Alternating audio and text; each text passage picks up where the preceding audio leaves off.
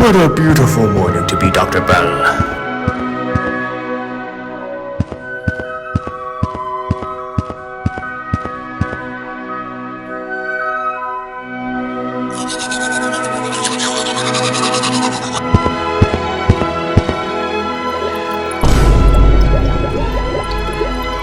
Time to start up the old Dr. Bell TV string.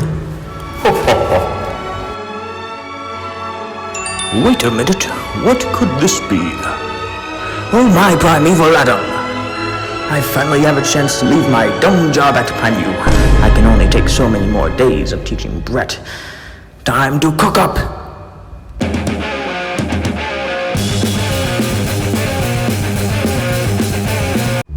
And done.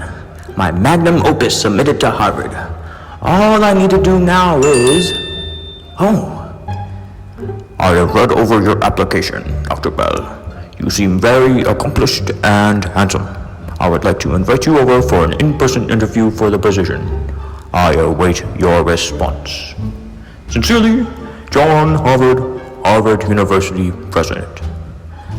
Oh my golly gee willikers! Harvard University, here I come!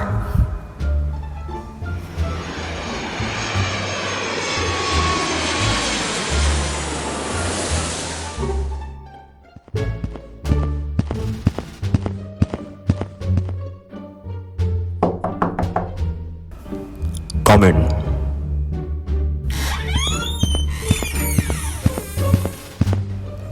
We have been expecting you, Dr. Bell. We will be frank with you. There is only one question we need you to answer for us here at Harvard University. Owned by me, John Harvard, by the way. Describe to the council the birth of the universe and the evolution of it to the universe we have today. Oh man, I love this topic so much! I make my students do a project on it. I don't even know where to begin. Seriously. I suppose we should start at how we come to learn about the start of the universe, also called the Big Bang, not to spoil it. Scientists over the 1800s and 1900s fought fist to fist about how the universe started, or if he even did have a start.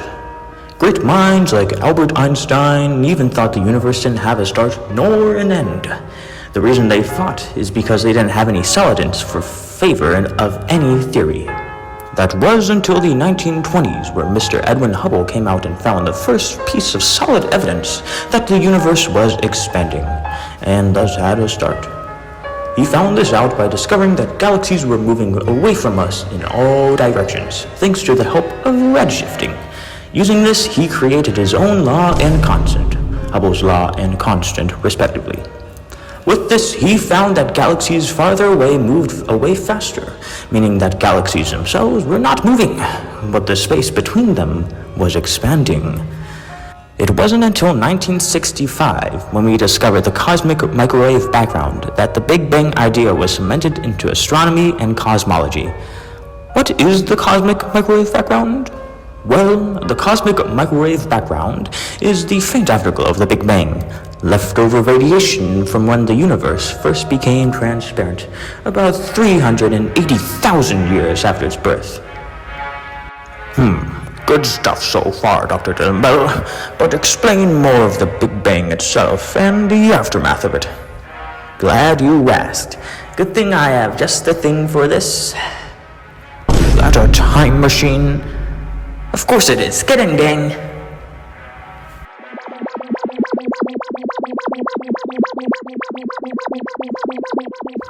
Here we have the start of the universe. There is currently only one thing around space and time right now. Something so small you can't see it. It is called the primeval atom. The primeval atom was Georges Lemaitre's idea that the universe became as a single ultra-dense point containing all its matter and energy, which then exploded and then began to expand. In the primeval atom, it also contained 4 forces of the universe: gravity, electromagnetism, and strong, weak nuclear forces. Suddenly, the primeval atom broke and the universe expanded. Let's demonstrate this by letting time play out for 1 second. So much happened just then. We went through about 6 whole epochs of space within the span of a single second. Wowza! First, we have the Planck epoch, from 0 to 10 to the negative 43 seconds. During this time, we are unable to see any farther back in space-time history. This is as far as we can see with the cosmic microwave background. In the Planck epoch, gravity separates from the other 3 main forces. After that, we have the Grand Unification epoch, from 10 to the negative 43 seconds to 10 to the negative 35 seconds. Not much here happened admittedly, mainly because not much is known about it here. It is called the Grand Unification epoch because characteristics like light, temperature, and mass were combined. Here, strong nuclear force separated from the others. Then was the inflationary epoch, from 10 to the negative 35 to 10 to the negative 32 seconds. Here, the galaxy finally starts to expand. This begins the period of cosmology known as inflation. The electroweak epoch, 10 to the negative 32 to 10 to the negative 12 seconds, was next. The main thing that happened here was electromagnetic and weak nuclear forces separated, thus giving the name of the electroweak epoch. Next, we have the quark epoch, lasting from 10 to the negative 12 to 10 to the negative 6 seconds. During this time, the universe is a very hot mix of particles. During this time, quarks are just buzzing around with intense heat, unable to form protons and neutrons. Next up is the hadron epoch, from 10 to the negative 6 seconds to about 1 second after the Big Bang.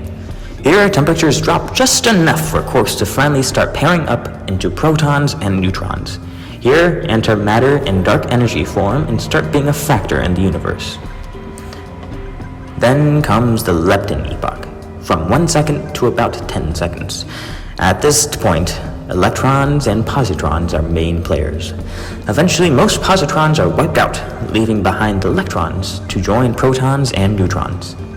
Following that is the photon epoch, lasting from 10 seconds to 370,000 years. Whoa! This is the longest one so far. During this time, photons dominate the energy of the universe.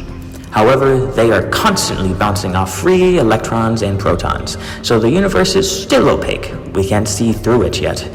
But things are cooling down slowly but surely. And after that, we have the cosmic dark age.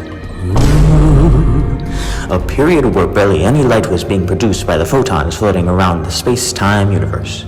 That is because no stars, universes, or nebulae of any kind were being created. This lasted for about 150 million years, still barely a speck in the total time of the universe. But shortly after, galaxies started being created, and the universe we currently know and love was born. And that's about it. Let's go back to Harvard University, owned by John Harvard, by the way.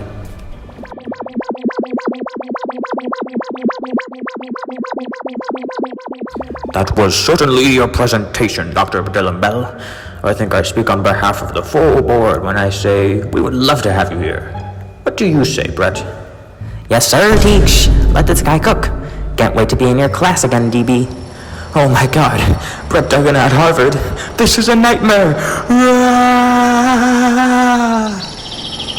Oh, man.